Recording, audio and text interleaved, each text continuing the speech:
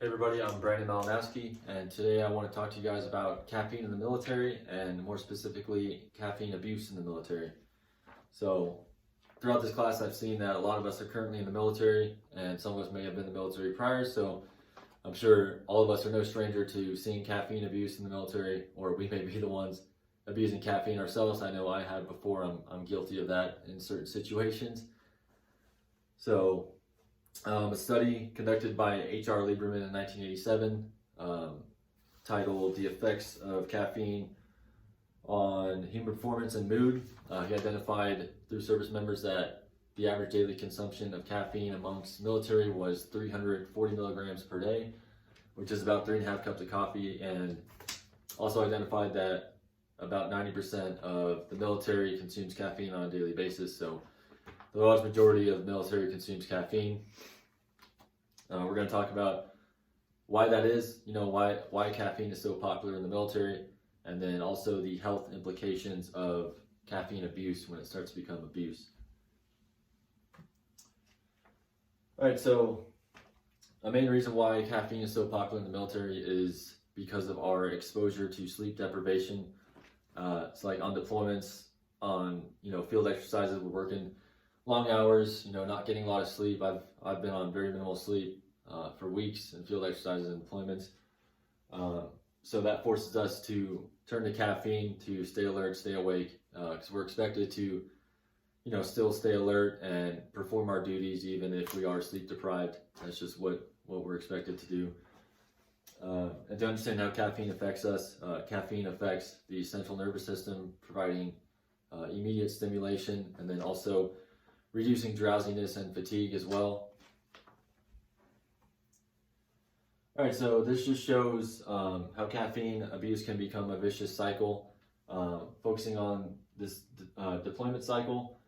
So like on a deployment, say you're having to work long hours, stay awake, so you start consuming caffeine. That's eventually going to affect your sleep.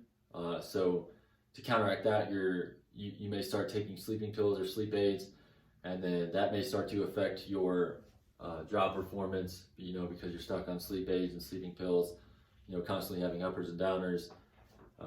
You may have to switch shifts, switch to night shift or something like that, and then you're stuck on sleep aids and you can't sleep and you can't perform ultimately. All right, so caffeine is a mind-altering substance. A lot of us think of like drugs and alcohol when we think of mind-altering substances, but caffeine is also a mind-altering substance because it has the ability to enhance our mood, change our mood, provide stimulation to the brain, so it does alter our mind.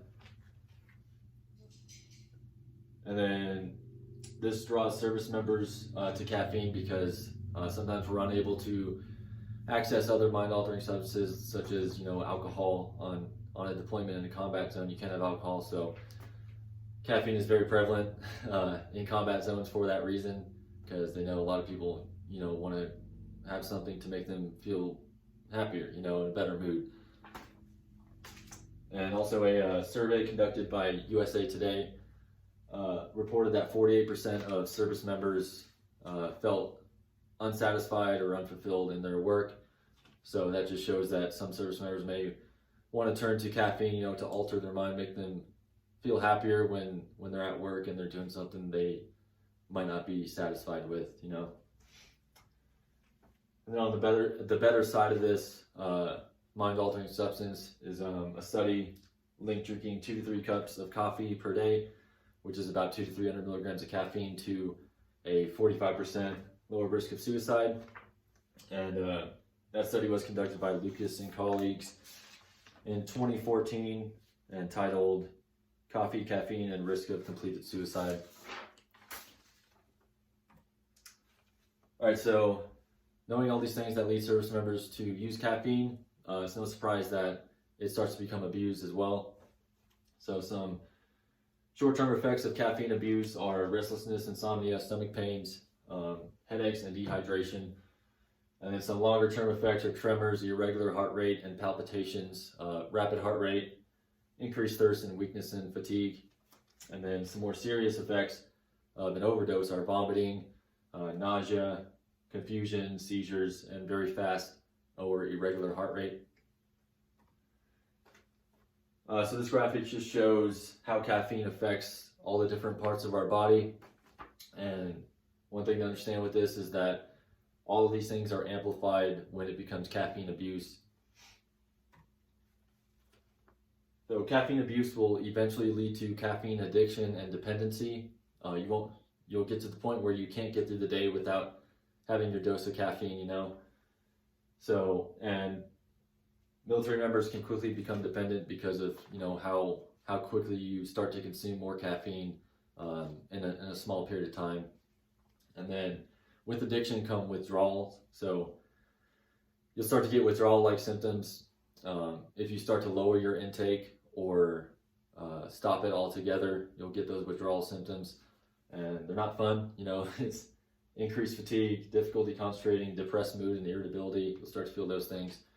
And a lot of military members, you know, when they're on that deployment, on that field exercise, they don't stop when they get back, and they're not sleep deprived anymore. They continue that addiction. So in conclusion, caffeine, as you can see, is very popular amongst the military, and there is a problem with caffeine abuse as well. Understand that caffeine is not a bad substance. It can be good for you. It can provide, you know, a lot of enhancing capabilities, but it's not good when it becomes abuse.